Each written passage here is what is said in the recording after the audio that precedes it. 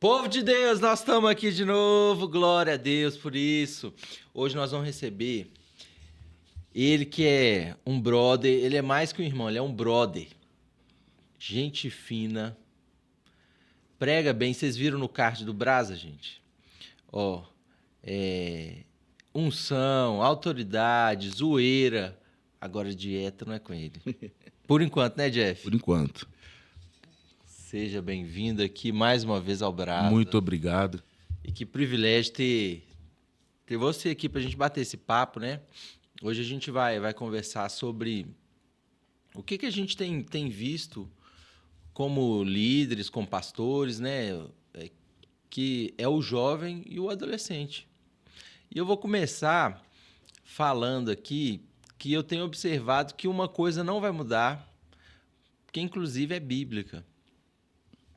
E a gente percebe isso com a escolha de Deus e também com o tipo de beleza que ele vê. Que é o quê? O jovem e o adolescente, ele é essa máquina, como diria um pastor meu, muito tempo atrás. O adolescente é um potencial que não pode ficar parado. Então, essa máquina é uma força. Provérbios 20:29. Jovem, a sua beleza é o quê? É a força. Lá, João também escreve falando, jovens, eu vos escolhi porque vocês são fortes. Então, sempre está relacionado a isso, né? Força. E na Bíblia também a gente repara que força é para quê? Para trabalho. Então, eles escolhiam os jovens mais fortes ali para ir para a guerra, para representar tal parte no trabalho ali que ia desenvolver. Então, eu tenho essa observação. Mas e aí, Jeff, você acha que a gente está usando esse trabalho, essa força mesmo para o trabalho? O que você está vendo aí como esses jovens de hoje, né? Os jovens e os adolescentes? Primeiramente, queria agradecer, obrigado por me receber aqui. Queria também agradecer a toda a galera da Brasa, mandar um abraço para a Juventude Somar. Para quem não me conhece, eu sou o pastor Jeff Nobre, sou da Igreja Restaurando Nações, e lá eu sou pastor auxiliar e pastor de juventude. Sou casado com a varoa mais bonita do mundo para mim, que é a pastora Rosane Paraíso, e ela tem Paraíso no sobrenome também. É mesmo. Então, beijão para você, um beijão pro meu pastor, pra minha pastora Livelto Andrade Fabiano, um beijão para todo mundo. Abraço aí, todo mundo tá assistindo, obrigado pela moral. Cara, eu penso da seguinte forma: Jesus, quando começou o ministério dele, ele poderia ter chamado todo mundo, mas ele só chamou um adulto, que foi Pedro. Mas ele chamou um monte de jovem e adolescente. E por que Jesus chamou jovem e adolescente, mano? Eu parei para poder me perguntar isso e eu falei assim, cara, por que Jesus poderia ter escolhido uma galera muito mais top, mais qualificada, talvez, mais preparada, pronta? E aí eu entendi que jovem é intenso e está pronto para aprender. Parece que não, mas o jovem ele tem uma facilidade de aprendizado, né, que é fora da curva.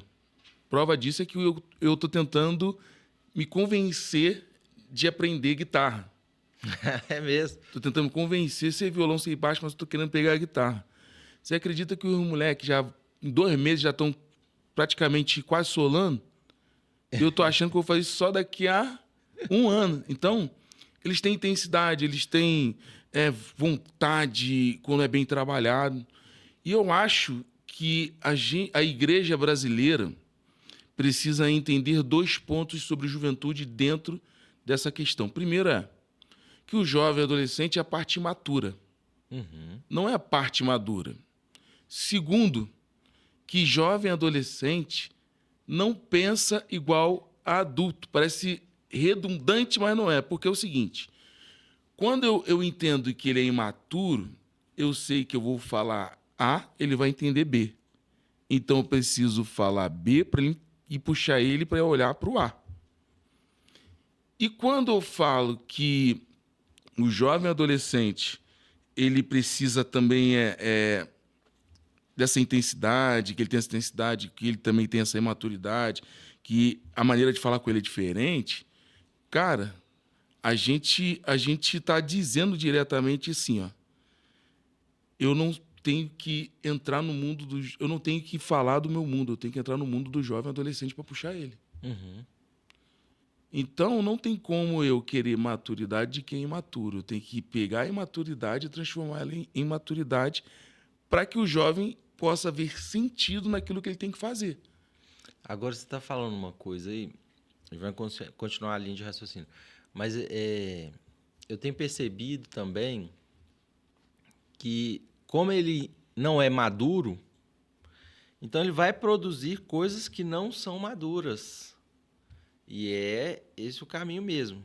Nesse produzir que vai se produzindo e chegar num lugar, poxa, agora eu consigo fazer com mais qualidade. Mas isso é muito interessante porque a gente também precisa de ver, pô, tá, mas eu preciso dar uma oportunidade para ele, porque senão eu perco aquilo que Deus está nos mostrando na palavra. O quê? A força trabalhadora da igreja. A gente foi fazer uma reunião na nossa igreja e eu percebi uma coisa, Deus me mostrou.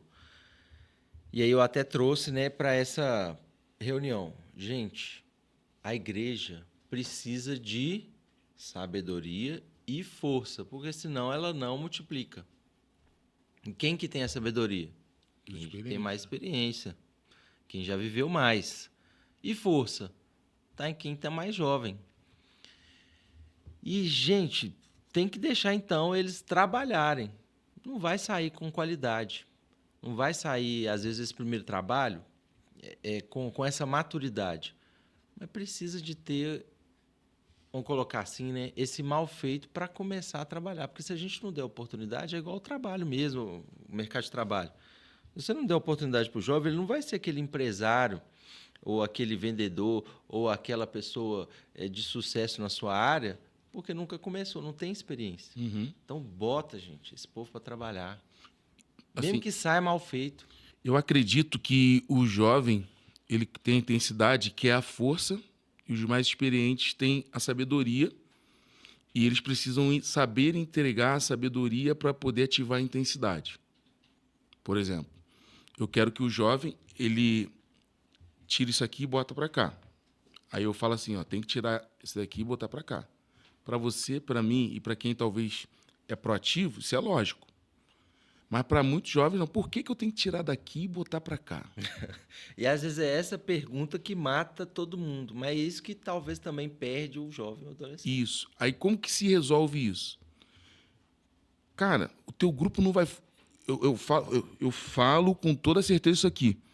Você vai ser um líder ruim se você não começar a fazer isso aqui. Que é o seguinte, se você quer ativar a força do jovem adolescente, não é mandando, não é oprimindo, não é dando chamada, não é ficar em cima. Jovem adolescente não funciona com pressão. Jovem adolescente funciona com ativação. E o que é ativar? É, por exemplo, tem que tirar isso aqui e botar aqui. Para o jovem sabe que tem que tirar isso aqui e botar aqui? Sabe. Para uma mente madura, que nem eu acabei de falar, sabe. Então, como que eu faço para o imaturo que vai perguntar por que eu tenho que fazer? Por que eu tenho que estar? Por que eu tenho que participar dessa programação? Por que eu tenho que desenvolver isso? Cara, para ele só vai conseguir absorver dessa forma se a gente trabalhar o senso de pertencimento. E como que se trabalha o senso de pertencimento com essa geração? Isso que eu ia perguntar. É trazendo eles não para a execução, mas para o projeto da execução. Vou dar um exemplo. O pedreiro pega lá o comando do mestre de obra e começa a executar lá, fazer aquela parede. Hoje em dia, a galera o jovem é o pedreiro, só que ele não quer ser mais o pedreiro. Ele quer ser um pedreiro premium. Um engenheiro. Um engenheiro, mas ele sabe que ele é o pedreiro, mas só que ele não quer ficar só recebendo ordem. Ele quer chegar e sentar na mesa e dar o palpite, porque é ele que está ali executando. Então, quando eu começar a fazer assim, quando eu tomar a decisão de, peraí, a gente tem que fazer isso aqui, é uma meta, é uma conferência, é um acampamento, é uma noite de adoração, o que for. E antes de executar, mesmo eu tendo noção de toda a programação, parar tudo e perguntar para eles, gente, o que vocês acham? O pessoal, às vezes, não vai ter nada para falar. Mas só o fato de você botar assim junto, falar assim, o que vocês acham de a gente ir por esse caminho?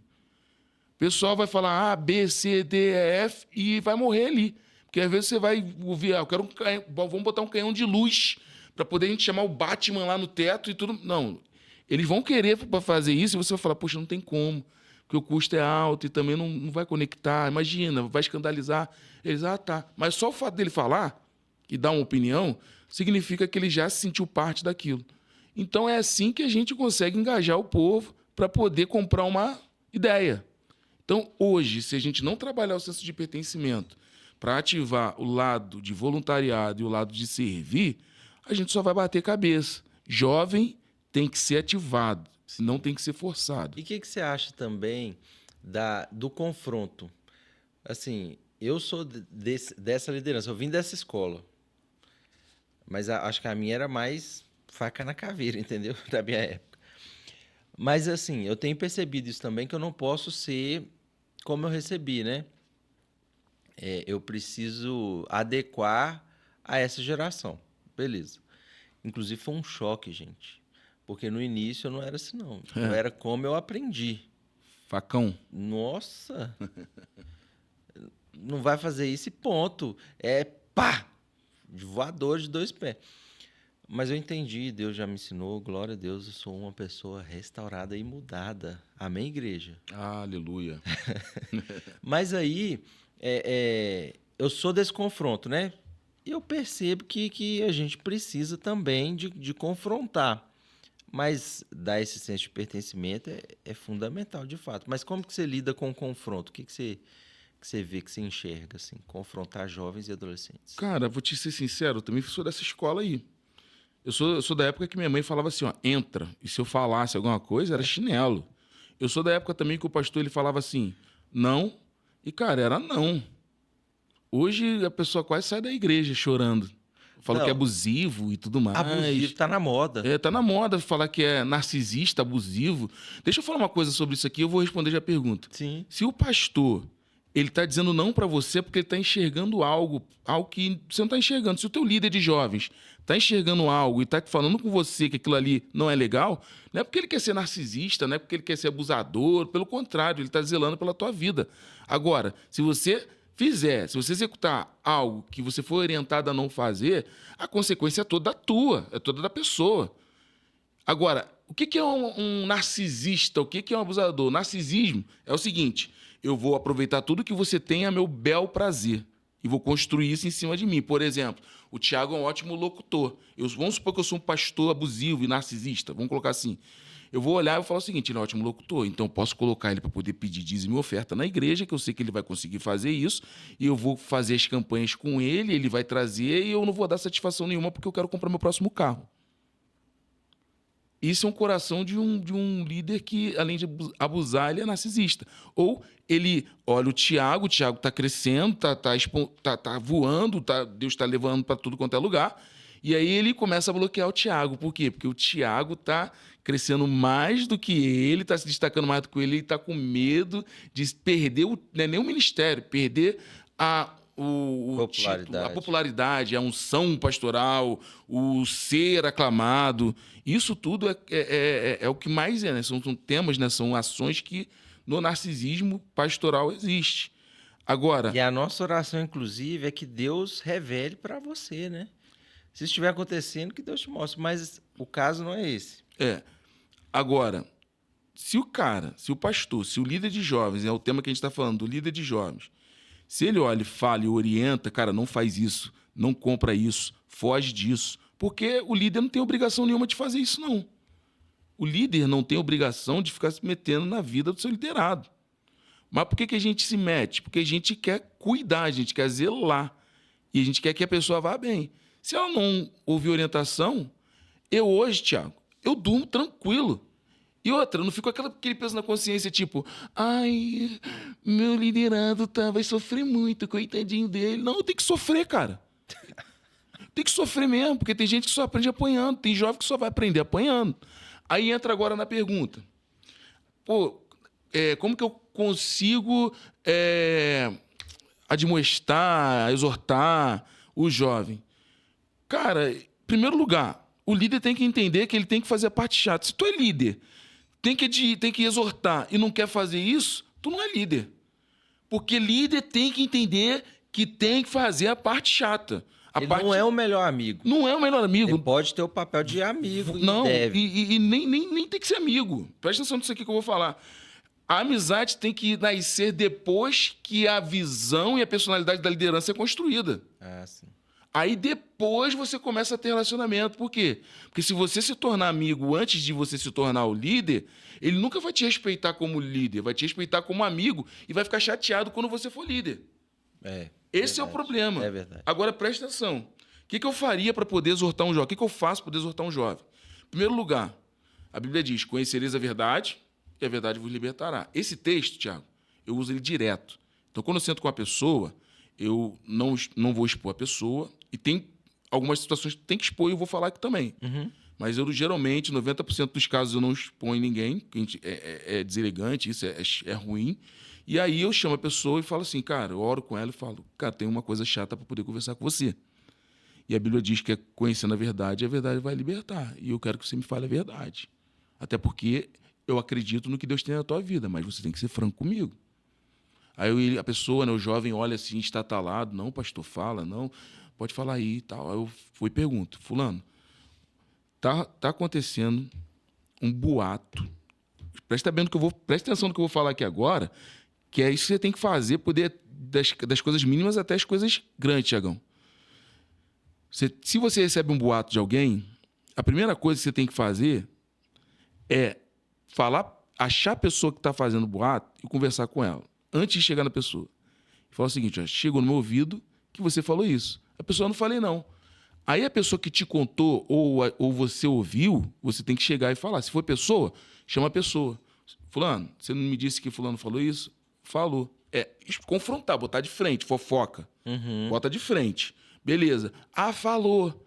A pessoa, falei, mas foi para ajudar o irmão. Não, você está fazendo fofoca. Que se você quisesse ajudar o irmão, você ia até o irmão, falaria. Sim. Você tinha que falar com ele para poder tratar o irmão. Aí, Tiago, a pessoa falou, poxa, mas eu não tenho essa coragem. Sabe o que a gente faz lá? Eu chamo a pessoa e chamo o irmão. Isso. E falo, ó, fulano, a ciclana tá falando que você fez sexo antes do casamento. E aí, isso aqui é uma verdade ou uma mentira? Não, pastor, é mentira. E aí, fulano, é verdade ou mentira? Não, é porque eu ouvi. Aí é onde a gente começa a tratar. Então, a verdade, o confronto, ele tem que acontecer na proporção que ele necessita. Sim. Se é uma coisa simples, por exemplo, um jovem ali que fez uma besteira, por exemplo, você já viu diversos jovens postando no status ou no story, às vezes ele vai na igreja, no outro dia ele está na pista. Sim. E aí tá dançando lá, fazendo as dancinhas do TikTok, e aí tu vai e chama a pessoa, ela tira você do close friend, e aí ela vai lá e acha que você não tá vendo. Mas líder também tem fake de Instagram, tá? Só um aviso. Abre o olho. E aí, mano, a gente pega as provas e comprova no 1 a 1, a gente questiona antes de mostrar. Eu vou chegar e falar, Tiago, tá acontecendo isso, Tiago? Fala pra mim. Aí a pessoa, não tá acontecendo não. Tiago, poxa, não mente pra mim, não. Eu tô aqui porque eu acredito em você, eu quero. Vou te dar uma chance de novo. Tiago, tá acontecendo isso? Não, líder, não tá acontecendo não. Aí eu pego lá. Mano, o que é isso aqui? Mano, não tem como. A pessoa chora na hora, pede perdão a Deus, a pessoa fica brava demais, às vezes ela fica... Eu falo, mano, não adianta ficar bravo. Eu tenho um compromisso contigo de falar a verdade. E se você não está apto a ouvir a verdade, e se você acha que eu estou fazendo errado, deixa eu te falar uma coisa. Eu quero muito que você caminhe com a gente aqui, cara. Mas se você está insatisfeito com a gente, se você não gosta disso, você não tem que ficar aqui na igreja. Tem que procurar uma igreja que vai achar isso normal. Fala assim. Aí o cara buga. Por quê? Porque nenhuma igreja, em máxima escala, vai achar normal um pecado. Sim. Agora, qual é o tipo de situação que eu tenho que expor? Aconteceu um caso, e muito tempo, anos atrás, graças a Deus não aconteceu de novo, pelo menos eu acho. Um jovem foi lá, cantou outra jovem, os dois se embrasaram. Quando foi ver, não foi o embrasado de brasa aqui, que esse brasa é santo. Outra, gente. Outra. Eles se inflamaram, vamos colocar assim. Melhor. Eles se inflamaram e, cara, o menino engravidou a garota. Do nada percebi uma falta. E aí, quando foi ver, a barriguinha já estava lá. Não tinha como não falar que, tipo assim, ai, gente, foi tratado. Não, tinha que expor, pô. Por quê? Porque a garota tá grávida. E eles erraram. Ah, mas não concordo. Você não tem que concordar. Senão, a gente fica passando a mão na cabeça dos outros. Quando vai ver, tem 5... Aí acontece com 6, 7, 8, 9. Aí quando vai ver, tem uma creche dentro da igreja de um monte de jovens de fornicação que, às vezes, o pai nem vai assumir. Então, tem coisa que a igreja... E outra coisa, nesses casos mais graves, eu sempre envolvo o sênior. Eu boto pro sênior e falo assim, ó, pastor, aconteceu isso, tá aqui, eu preciso do senhor nisso aqui. Porque aí ele vai olhar, mano, no contexto de igreja, ele também tem que saber como que vai comunicar. Então, um líder de jovem que exorta, ele tem que dar o feedback sempre pro sênior, para poder ele entender até mesmo quais serão os próximos passos. E aí é o que muitos líderes sai fazendo sozinho, não dá feedback pro sênior, quando vê o sênior entra, o líder tá sabendo, aí o líder toma na nuca. Fecha com o teu sênior, hein? É uma parceria. Eu tenho aprendido também parceria com os pais, tá? Uhum. Porque quando a gente está mais próximo deles, parece que a gente tem uma ajuda. E a gente não é inimigo, porque no final das contas todos nós somos irmãos. É isso. E eu comecei a aproximar de alguns pais, eu falei, gente, os meninos que não estavam vindo, agora tá vindo. Olha que legal. Bênção demais. Assim, lógico que não é um interesse, né, de número e tal, mas é o interesse da vida ali, do adolescente que a gente está cuidando. Uhum. E isso tem sido muito legal.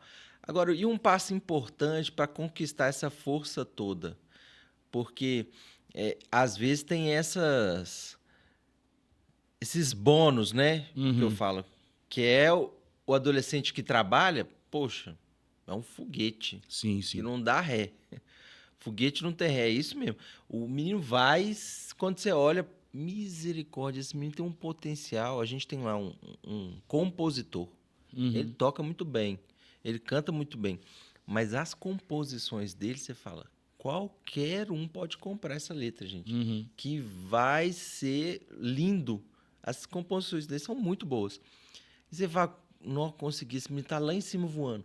Mas como conquistar quando vem esses questionamentos? Porque eu acho que a grande dificuldade nossa é saber entender esses questionamentos deles. Por que eu tenho que fazer isso? Por que é assim? Eu não concordo. Eu não acho que é dessa maneira, eu vou fazer da minha. Como conquistar essa força toda? Bíblia. Como que eu quebro um questionamento? A gente tem que entender que isso acho que é natural já do adolescente já saber isso que eu vou falar, porque é cultural. A gente acredita que a Bíblia é a base da nossa verdade, nossa regra de fé. Sim. Então, quando a gente pega um não concordo, um porquê negativo, não um porquê de querendo entender a situação, de querendo participar, a gente precisa mostrar a Bíblia. E, cara, é maravilhoso fazer isso. Por quê? Porque você tira de você fala assim, ó, cara, não sou eu não, aqui é a Bíblia. Aí a pessoa fala assim, mas cada um pode ter uma interpretação do seu jeito, porque a Bíblia ela se renova. É heresia falar isso, mas beleza. Aí a gente fala assim, vamos lá, vamos ler. Interpretação de texto. Aqui está dizendo para não fazer isso, ok? Aí, na geração atual, eles acreditam mais no chat GPT do que às vezes na gente falando, porque eles conferem aquilo que a gente fala no chat GPT. Então, o que a gente faz? Vou no chat GPT. Vamos lá no chat. Chat, o que quer dizer esse texto tal? Aí eu falo, uma coisa tem que confiar em mim. Se você não está confiando em mim, tu vai confiar no chat GPT? Bacana. Agora, não no teu chat, porque o meu é pago, o teu não é. Então, o meu tem mais inteligência que o teu. Então, vamos lá. Aí bota, aí vê. Aí daqui a pouco ele... tipo, perdi. Mas o confronto com a Bíblia, na mente da pessoa, é como se ele estivesse sendo trabalhado pelo próprio Deus. Porque a palavra de Deus é a verdade absoluta. É a revelação do nosso Deus ali. Então, eu uso muito Bíblia. A pessoa fala, não concordo. Eu adoro quando a pessoa fala, não concordo. Eu, na internet, não faço muito isso. Porque hater, essas coisas todas, eu deixo comentar porque é legal. Agora... Na igreja, quando fala não concordo, peraí, vamos aqui, vem cá, lê isso aqui. Você concorda que a palavra de Deus é verdade? É. Pronto, acabou. Agora, preste atenção nisso aqui, que isso aqui é muito importante. Isso aqui eu acho que vale a pena a galera saber, porque é como você transforma jovens complicados em jovens ponta firme. Esse é o lance, é o grande X da questão. Nós É. podíamos deixar até pro final, mas tudo bem. Não, se quiser a gente deixa pro final então. Não, pode falar. Então, a questão é que todo jovem complicado, ele esconde um trauma. Todo jovem complicado, ele tem uma base construída que provavelmente é distorcida. Então, como que eu consigo transformar esse cara em um cara chato, em um cara que é cri-cri, um cara que é, sei lá, enfim, todos os adjetivos negativos que você queira dar, todas as palavras negativas que você queira profetizar na vida dele? Como que você transforma essa pessoa num jovem legal? Primeiro, entrando no mundo dele.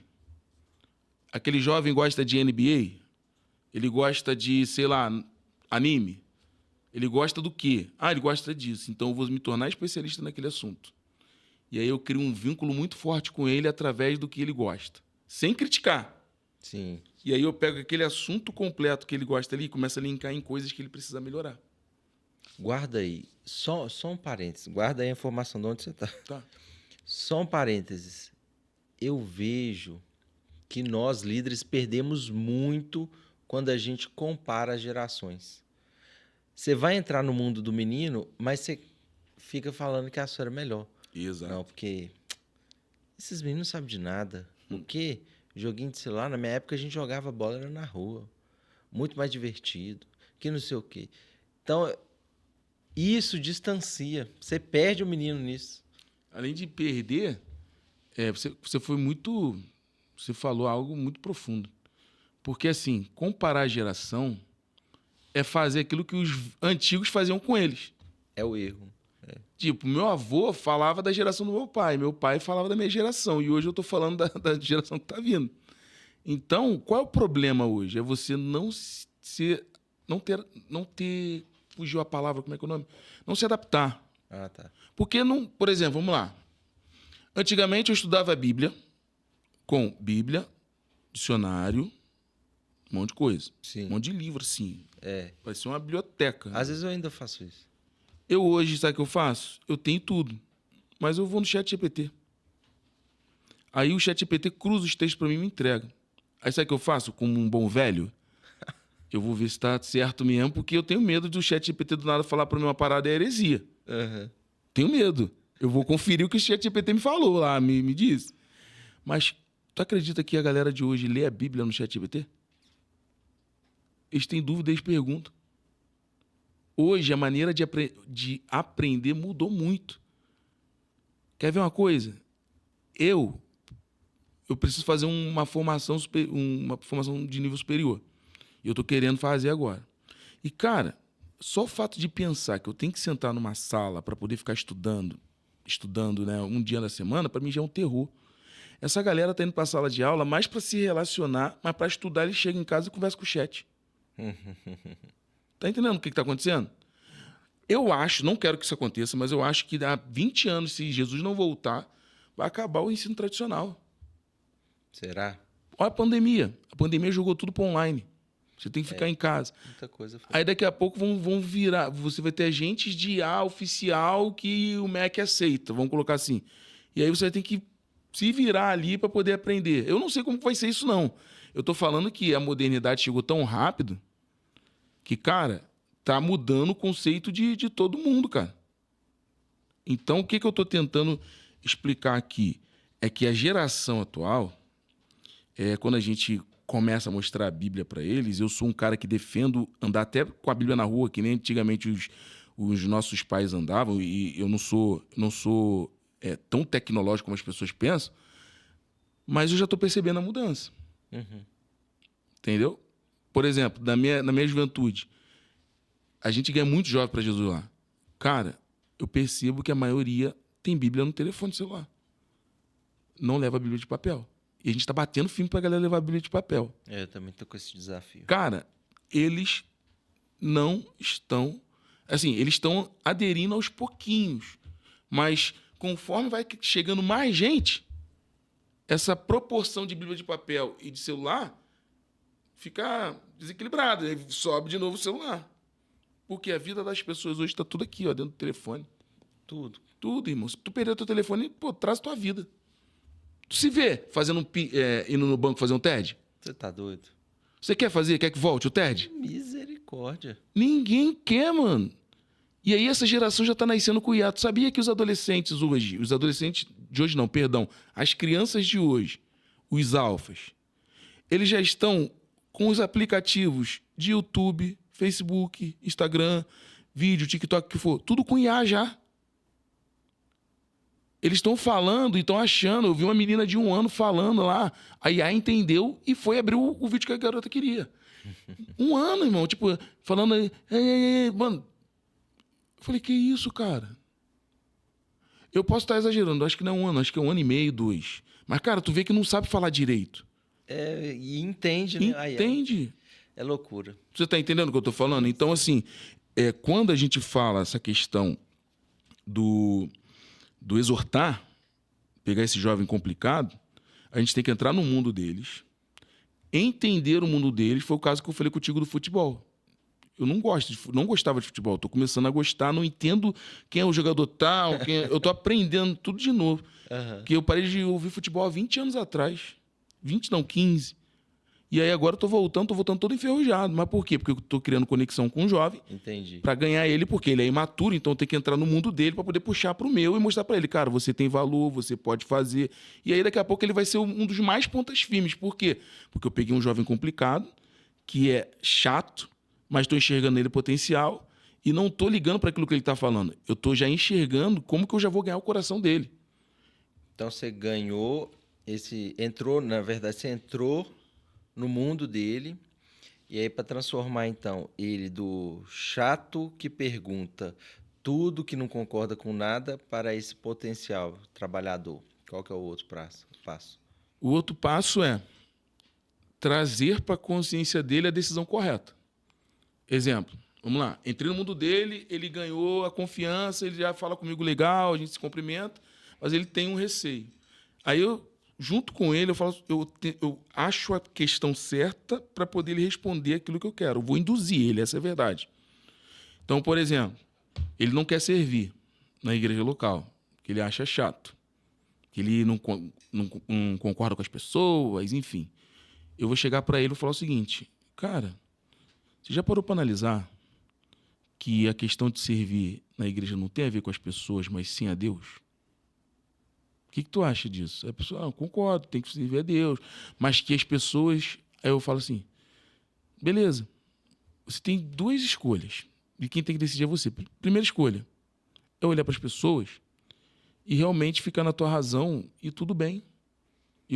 Para mim, mano, eu queria te ver muito servindo, mas se você olhar e escolher esse lado, tudo bem. Ou no dia do grande juízo, quando Deus ele vir julgar a terra e julgar os homens, julgar as nossas atitudes, o que você prefere? Que você foi ativo e que você assumiu a responsabilidade ou que você foi omisso? Aí também tá tem um texto que eu acho muito bom. Deixa eu só completar um ponto, rapidinho. Beleza. Aí a pessoa fala assim, pô, mas tu vai jogar um peso no cara? Não é jogar um peso no cara. Eu tô falando na verdade do que o texto da palavra a palavra de Deus está dizendo. Ponto. E ele tem 2 decisões. Ele tem 2 caminhos a seguir. Eu só estou mostrando para ele o que é melhor para ele. Uhum. E ele tem que decidir. Eu não estou chegando para ele falando assim, ó, tu tem que servir porque um dia Deus vai te julgar. Não, eu tô falando assim, mano, você tem o poder de escolher. Ou um ou outro. Quando eu jogo para esse jovem, e qualquer jovem, qualquer pessoa, as opções, cara, isso é poderoso. Por quê? Porque quem está decidindo ali não sou eu, é ele. Entende? Uhum. Então eu estou trazendo ele, eu trabalho o senso de pertencimento naquilo que ele tem que desenvolver também. Então eu estou ativando na mente dele o seguinte, mano, qual é a história que você quer contar? A história de alguém que foi frutífero ou a história de alguém que foi omisso? Porque são 2 histórias e elas serão contadas. Sim. E aí a pessoa vai se levantar ali? Não. Eu não faço isso para a pessoa do nada falar, agora eu vou servir. Não, mano, sabe o que eu faço? Eu faço isso para ela voltar para casa. ficar remoendo aquilo. E o Espírito Santo ter a oportunidade de mostrar dentro da consciência dela que ela está errada. Por quê, Tiago? Eu não posso ter o poder da decisão de nenhum jovem, nenhum adolescente, mas eu posso mostrar para ele que as decisões vão levá-los, né, a um caminho. E o terceiro ponto, eu acho que é incrível, é mostrar para esse jovem o porquê ele precisa fazer. E isso tudo está ligado a amar as pessoas. Então eu falo assim, irmão, se você servir na mídia e está filmando, sabia que tem alguém que pode estar acamado no hospital e que abriu a nossa live e você está sendo a câmera que está sendo os olhos dessa pessoa dentro do hospital? Você sabia, mano, que você aqui dando um abraço quando alguém chega na igreja, você sabia que você pode estar curando a alma dela porque ela talvez queria cometer algum ato ruim contra a vida dela? Você sabia quando você está lá no Kids, você está ajudando a formar o próximo crente que vai, mano, abalar a escola? E aí ele reflete. Não é sobre você, é sobre o que você vai construir na vida de alguém, porque construir na vida de alguém é construir na sua também. Porque é uma experiência que Deus está te dando para algo que Ele quer desenvolver em você. Então, servir é amar, porque você não vai ter prazer, mas você vai construir. Quando você vê o edifício pronto depois da construção, você tem prazer na obra que você concretizou. Sim. Aí eu garro nesse porquê, porque é verdade, é a palavra. Eu preciso amar o meu próximo como a mim mesmo. Então, quando eu sirvo, eu estou amando o próximo. Quando eu estou lá com um guarda-chuva, um dia de chuva lá no culto, pegando um guarda-chuvão, e a pessoa saindo do carro, e eu indo, eu tô amando o próximo, porque um dia alguém vai pegar o guarda-chuva para poder me servir também. Uma mãe que está com uma criança ali precisando de ajuda, entende? Um abraço, um sorriso, um louvor que tu ensaiou para poder tocar bem, uma palavra que você fez certinho, que você não fez pangada, de qualquer jeito. Então a gente precisa começar a olhar o seguinte: o meu comprometimento em servir vai afetar a vida de alguém. Então é isso que eu trabalho nos jovens, são esses 3 pontos. Sim. 2 textos que eu acho muito bom em cima disso é o da vinha, né? O dono da vinha, que ele sai para chamar a galera para trabalhar e ele chama no primeiro horário, no segundo horário, que é próximo ali de meio-dia, né? Vamos colocar assim, o horário do almoço. E no final do dia, já quase terminando, ele chama mais gente e ele paga o mesmo salário para todo mundo. E o que eu entendo? Gente, ele não quer saber se ele está levando todo mundo para o céu, não sei o quê. Isso é o de menos. Ir para o céu é o de menos. O salário é o de menos.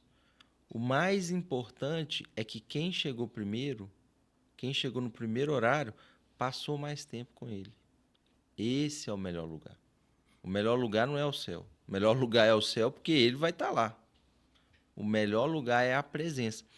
Então, usar isso para esse voluntariado é interessante, porque no final das contas é o que você está falando. Não é para a igreja, é para Deus. Então, você trabalhar, você está passando tempo com Deus. Isso. Esse é o melhor lugar. Ponto 1. E o ponto 2 é Jesus vai restaurar ali Pedro, ele fala assim, Pedro, você me ama? Então, apacenta as minhas ovelhas. Você viu o que eu passei por você. Ensinei, cuidei, multipliquei aí as coisas para você que estava passando dificuldade. Joga do outro lado, você vai pescar mais. Depois eu ainda curei não sei quem da sua família, eu curei não sei o quê. Vocês viram. E fechei com chave de ouro, morrendo por todo mundo. Você entendeu. Além de ver, você entendeu. Você me ama? Não, eu gosto muito de você. Não. Você me ama? Então vai lá apacentar as minhas ovelhas. Na mídia, no louvor, recebendo, no estacionamento, não sei. Vai lá e apacenta as minhas ovelhas. Cuidado, amor para Deus é cuidar das pessoas. Sim. A pessoa, né? O ser humano é a criação mais elaborada, bem perfeita de Deus, sabe? Deus criou o homem perfeito. Tudo que Deus faz é bom. Mas Deus, ele é autossuficiente nele mesmo. Uhum. Então Deus ele escolheu agir dessa forma. Deus escolheu criar a gente para esse contexto de amar e servir e de honrar a Deus com obediência. Então, assim, eu concordo muito contigo quando você fala isso. Sim. E então, para a gente poder finalizar, é o seguinte, a gente tem aí esse desafio de poder liderar essa geração que é diferente da nossa, mas tem um contraponto também que é um trabalho, né? É prazeroso quando a gente tem os resultados, mas é um trabalho. Então, assim, o que você enxerga desse trabalho? Cara, eu enxergo que é um trabalho que não é penoso como as pessoas falam. Já viu aquele negócio do... Eu acho engraçado, tá? Desde já quero dizer que é engraçado, que eu não sou um cara legalista e nem velhote. Eu acho legal os memes de internet que falam sobre liderança de juventude, mas eu acho que isso trata muito a dor de uma pessoa que não é preparada para isso. Porque a maioria que acontece, cara... Eu vou explicar o que... Eu vou responder a sua pergunta, mas eu preciso puxar um pouquinho embaixo do iceberg. Você já viu como que um líder de jovens começa no trabalho de juventude? Sabe como? Botam ele, tipo assim, você é o cara que tem característica de ser uau, você grita o e você gosta do chip, se veste e tal, você vai ser o líder de jovens. E aí, beleza, o cara vai. Só que ele é um ótimo adorador, mas ele nunca aprendeu a ser um excelente líder. E aí o que acontece? O cara ele entra no meio da trincheira, olha isso aqui, olha o cenário. O cara agora, ele tem que chegar num grupo e falar assim, pessoal, a gente vai ter o culto jovem. A gente vai ter a conferência. A gente vai ter o acampamento. E por dentro ele fala o seguinte, como é que faz isso? Aí ele buga. Por quê? Porque agora ele pensa assim, para mim organizar uma conferência, eu tenho que chamar cantor, eu tenho que chamar pregador, ou fazer com a galera da igreja, mas eu preciso ter... trocar a iluminação para ficar legal, preciso fazer botar uma decoração, preciso fazer isso. Cara, é muita coisa. E aí ele começa a ficar desesperado, ele vai no grupo de WhatsApp e fala o quê? Gente, preciso da ajuda de vocês, nossa conferência está chegando, vamos fazer uma reunião para a gente organizar tudo. E no final, o que ele escuta? Só o silêncio do grupo. Aí o que acontece? Isso aqui é muito interessante. Aí ele manda mensagem no WhatsApp, ninguém responde, é o primeiro ato de frustração que ele vive, ser ignorado. E aí, o pessoal, ele clica lá em dados, o pessoal viu a mensagem, mas ninguém se manifestou. E aí, vai chegando perto, ele tenta ir no 1 a 1 com os jovens, falando o seguinte, pelo amor de Deus, vão lá, me ajuda. Ele quase implora. O que acontece? De 10, 2 foram. E aí, esses 2 vão aguentar a demanda? Não, mas a galera tá fazendo. Ele vai pedir ajuda pro pai, pede ajuda pra mãe, sai pedindo ajuda. Tem ajuda? Na maioria das vezes não tem. Não quero dizer que isso aqui é uma regra, porque tem gente que apoia. Agora, a maioria das igrejas não apoia o líder de jovens nem de adolescente. E aí, o cara começa a ficar frustrado, triste, chateado e começa a se questionar, falando o seguinte, cara, por que eu tô aqui? Por que eu aceitei isso? Não faz sentido, cara. E aí o pastor vem falando, ei, como é que tá? Ele, poxa, tá difícil, pastor. Ele, não, filho, fica tranquilo, me dá aqui tua mão. Fica tranquilo que vai dar certo, Deus é contigo, tá bom? Vamos orar, Deus abençoe ele, dá sabedoria em nome de Jesus, amém. Deus é contigo, vai na tua força. Aí o pastor vira as costas, e ele acredita e começa a fazer. O desgaste sai? Não. A frustração vai embora? Não. Porque o que ele precisa ali é entender como funciona a geração, e eu quero voltar a um ponto onde eu vou explicar agora e onde eu vou responder, e ativá-los. Então, para que ele não seja mais um nas estatísticas de sair do Ministério de Jovens a cada 2 anos, porque um líder, o prazo de validade de um líder de jovens no grupo é de 2 anos, mano. Terminou os 2 anos, sai. E ele não quer mais voltar. Por que ele não quer voltar? Porque ele não teve um bom êxito. Então, o que a gente precisa fazer? O que a gente precisa fazer? O que esse líder precisa fazer para poder ele realmente ter resultado ali e não ficar frustrado? A primeira coisa é esquecer programação. Se é o primeiro ano de liderança desse cara, ou sei lá, ele está há 5 anos e não está tendo resultado, ele tem que parar de focar em programação e começar a ter tempo de mesa 1 a 1. Por quê? Porque ele precisa ganhar o grupo e precisa envisionar. Ou seja, trabalhar a questão de cultura e trabalhar a questão de onde é que o grupo tem que chegar e entender também como que cada jovem funciona. Primeiro passo. Sabe quanto tempo um líder vai levar se ele tem 30 jovens adolescentes? Se ele tiver 30 jovens no grupo. Ou falar de 30, não, falar de 10. Sabe quanto tempo que ele leva para poder envisionar 10 pessoas? No mínimo, 8 meses. Porque nem todo mundo entende da mesma maneira que ele entende e talvez o líder vai errar na comunicação porque ele não tem esse conhecimento que a gente está passando. Uhum. Beleza. Aí levou 8 meses lá, a galera agarrou. Bacana, agora ele tem um grupo que está olhando para o mesmo objetivo. Vamos seguir. Estou falando de 10. Se for 30, leva 1 ano e meio, 2. Aí beleza. A galera está olhando para o mesmo objetivo. Agora ele precisa entender que o jovem passa dificuldade.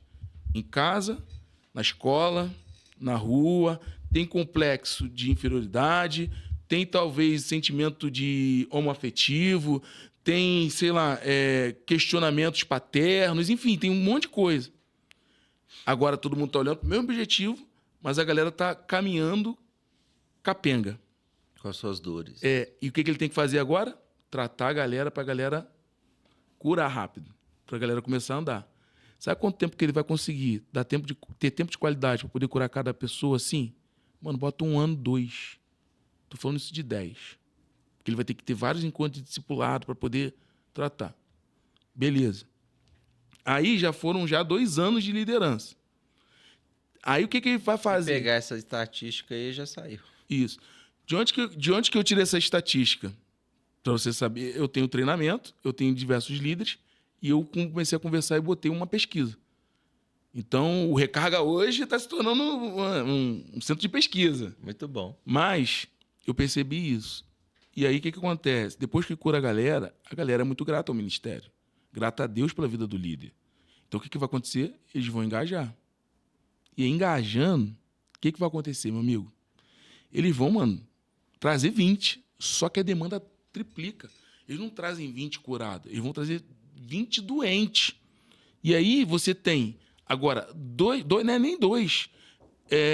1 para 20. Então aquele 1 vai levar o quê? 2 anos para poder curar aquela galera ali. Vamos colocar até mais um pouquinho. Então qual é o lance aqui que eu quero falar? Ministério de Jovens e Adolescentes não se trabalha a curto prazo, se trabalha a longo.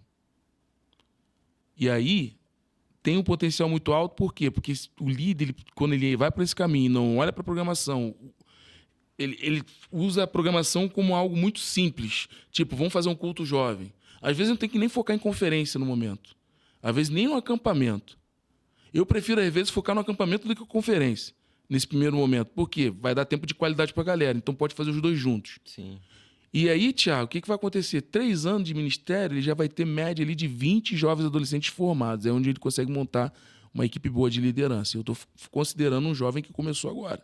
E independente da denominação, pode ser Deus, pode ser Igreja do Véu. Pode ser, e, mano, é assim que tem que ser. E aí, meu amigo, o que vai acontecer? Ele começa a formar os 20, que vão formar os outros. Tem os erros. Então, ele vai ter que ser paciente. Então, para o Ministério de Jovens e Adolescentes se consolidar, vai levar, no mínimo, de 5 a 7 anos. Ele trabalhando certo. Aí a pergunta que eu te faço. Quantos líderes saíram de um ministério que passou 10 anos e não cresceu, a igreja não cresceu de jovens? Tu conhece. Concorda comigo? Sim. Então, o que eu estou tentando trazer aqui? Se eu fosse líder, se eu fosse começar hoje para trabalhar com a nova geração, eu focaria nesse caminho que eu falei. Porque aí, automaticamente, as programações vão começar a surgir. Foi por isso que eu fiz o líder relevante.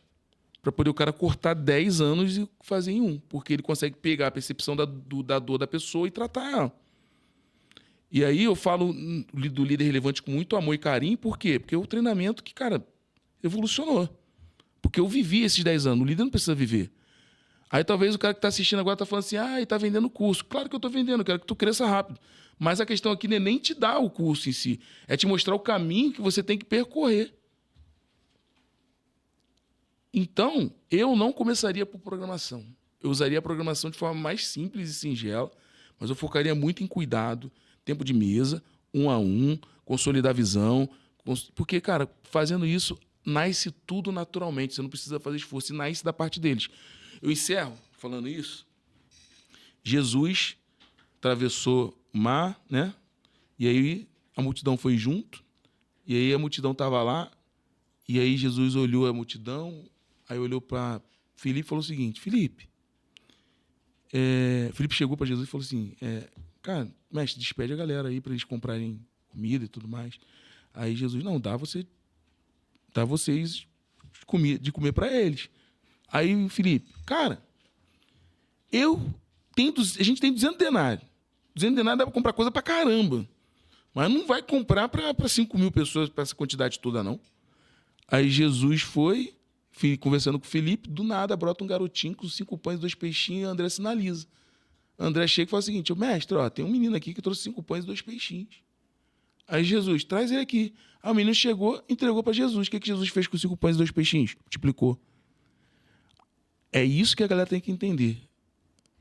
O engajamento e a ideia vem do grupo. Os 5 pães e 2 peixinhos que a gente precisa para multiplicar, para alimentar uma geração, vem do grupo que está disposto a querer entregar. Então nasce do jovem. Entendi. Então a gente tem que começar a extrair esse engajamento dos jovens. Como que faz? Tempo de mesa, não focar em programação, falar para eles que eles não são um número ali, eles precisam se sentir amados, e entender o foco de multiplicar, de crescer, de evangelizar. Tá vendo? É um trabalho. E agora, gente, literalmente, pra gente encerrar. Nós Cara. temos uns minutinhos aí, mas pra encerrar mesmo. É porque um assunto vai puxando o outro, né? Uhum.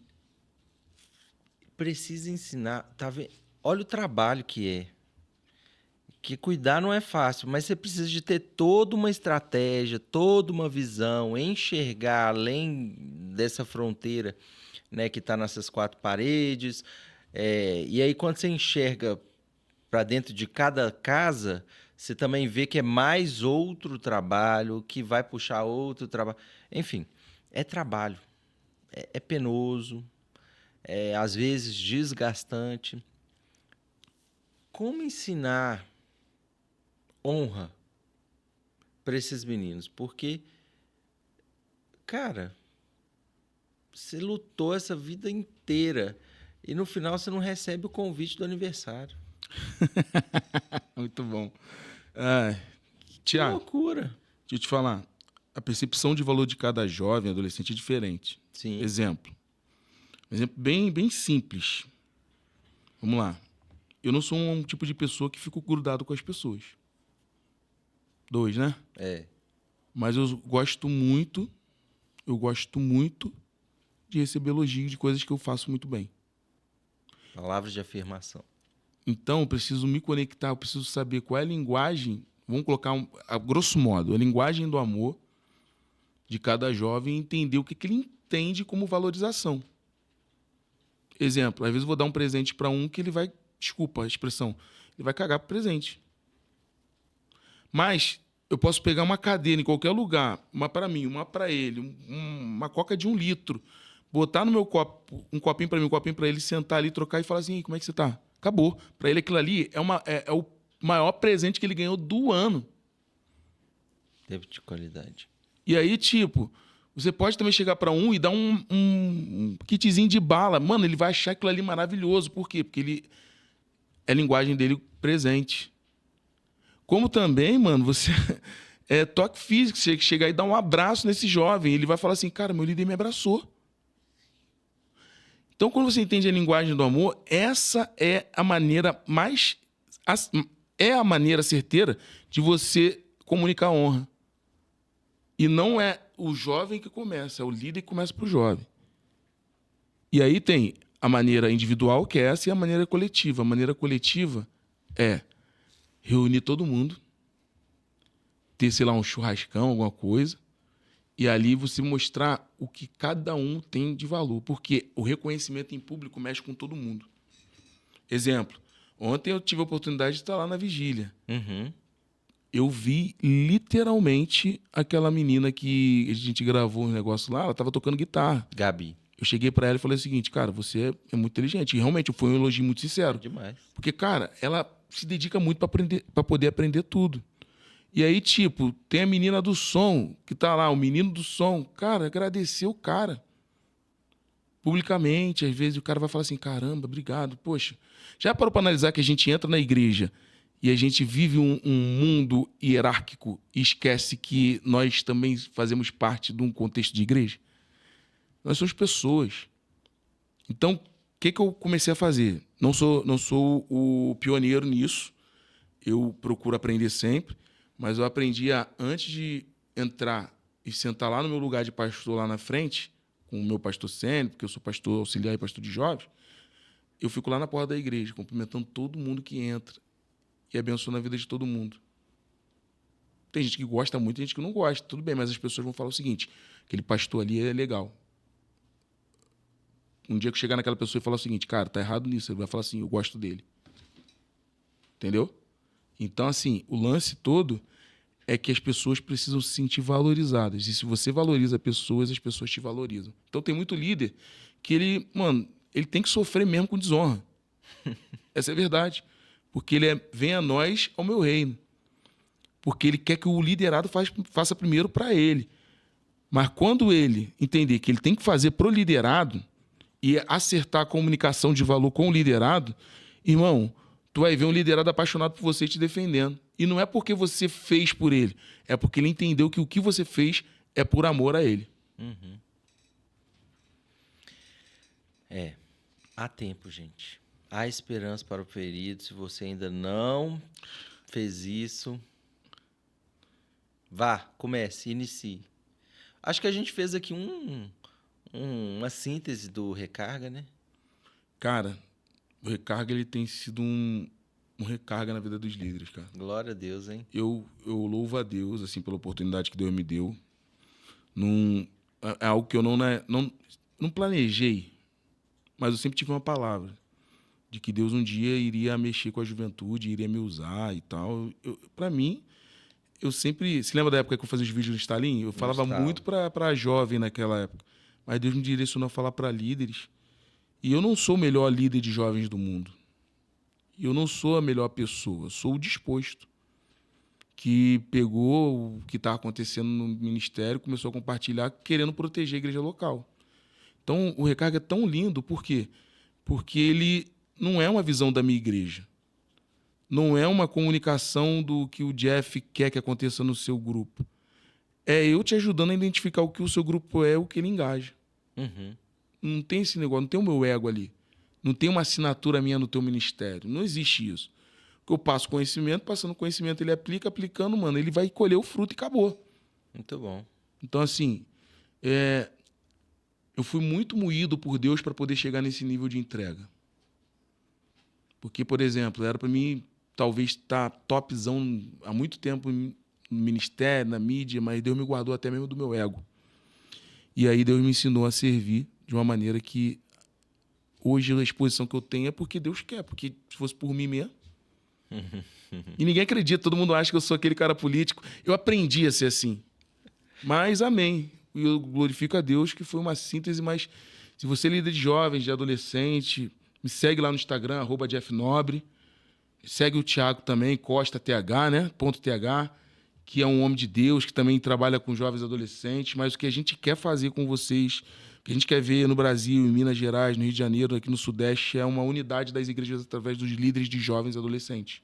E vai valer muito a pena, porque você vai se conectar com pessoas que estão passando a mesma coisa e que provavelmente vão compartilhar contigo aquilo que eles fizeram, que pode te ajudar nisso aí também. E eu sou muito grato a Deus pela tua amizade, obrigado. Glória a Deus. Espero muito que a gente caminhe muito junto. Eu acho que a gente está inclinando para o final.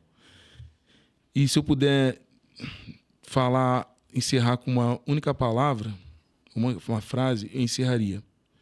Vale a pena liderar correto. Verdade. Não é de impacto, mas é uma verdade. É verdade. Vale a pena liderar correto. E poderoso. Glória a Deus por isso. Ô, mano, muito obrigado. Muito bom, né? A gente ter esse tempo aqui de conversa e de aprendizado. Foi uma bênção. Acho que não só para mim, mas para você também. Se você gostou, fez muito sentido para você, foi abençoado e edificado, eu vou pedir para você enviar esse link aí para os seus amigos, para os seus irmãos em Cristo, de outras igrejas que precisam de ouvir também essa palavra de incentivo. E aprendizado também, claro. Mas compartilhe essa ideia. Vai, distribui esse link que ele possa chegar na pessoa que precisa, seja daqui ou de outro lugar, em nome de Jesus. Obrigado aí, valeu demais por você ter acompanhado a gente até agora e que você possa ser abençoado por tudo que a gente conversou aqui, assim como eu fui também. Deus abençoe você e tamo junto. Até a próxima. Beijo e tchau!